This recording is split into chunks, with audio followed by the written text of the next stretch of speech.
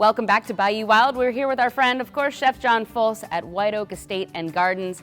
It's been a rough winter. People have been dealing with cold, and what better way to warm up than a nice stew? What are we making today? We're doing the famous Cioppino, that great dish of the Italians. You know, the Italians arrived here about 1865, right after the Civil War. Now, even the word, somebody was saying the other day, Cioppino is actually coming from the term to kind of, if you had a bad day of fishing, the Sicilians would go from boat to boat and chip in. Give me something to take. We have shrimp, we have scallops, and use the seafood of your area, pile on. So anyway, I have my cast iron pot here, and let's start off with a little bit oil. Olive oil will be fantastic in there. Yeah, just go ahead and pour it in there. Huh? The fatter, the better, right? So I have my olive oil here. Why don't we just go ahead and start off with the garlic and the onions. And remember that the garlic really needs a little barrier because it'll scorch pretty quick, so the onions protect it when you put it in the pot like that. So there you go. Why don't you give me some of that, just a little touch of that red and green. I like the colors in the pot as well. Just a little bit of that would be great. That's fine. Now we're going to go. Christmas in a bowl right there. Just absolutely gorgeous. Now go ahead and give me the tomatoes. Oh, we want this one too? No, we're going to leave that one out. Just give me the tomatoes and dump them in. This is such a simple dish, and it's meant to be simple because it was cooked on a boat as well as on the seashore. So we're going to add that in as well. And you kept the juices in this time? Everything, keeping it in. That's exactly right. Now, you can cook it out if you want to, but I'm going to just go ahead and add it in there because it is a stew, you know. Yeah. Now, let's look at our seafood.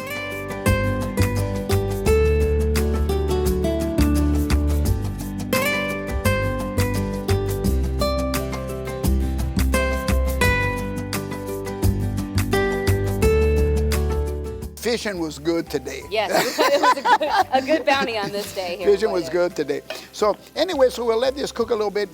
Give me some of that Worcestershire sauce right there. You can pour it in. A little bit of that white wine.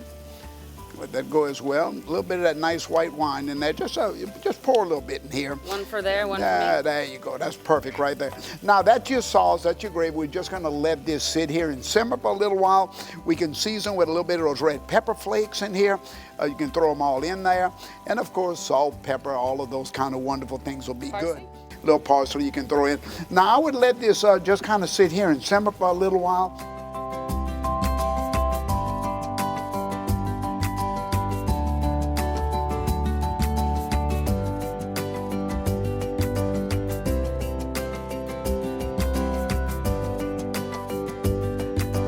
Let me go ahead and have the oysters. We're saving the oysters to last. You can see how much liquid is in this pot already.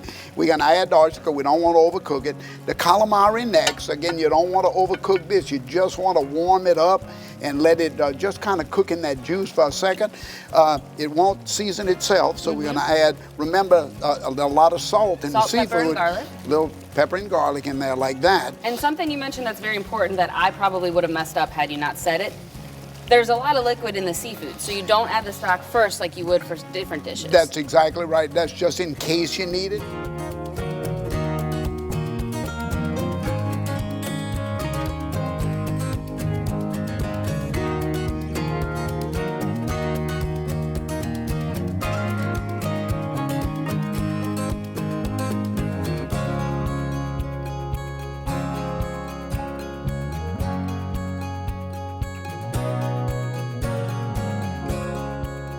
It's fun to have a presentation like this because you have the heads of the shrimp and you have the mussels. Yeah. This reminds me of a dish I ate many moons ago. I went to Greece with my mother, and I had a dish like this, and I always remember saying, "Oh, look at the little octopus.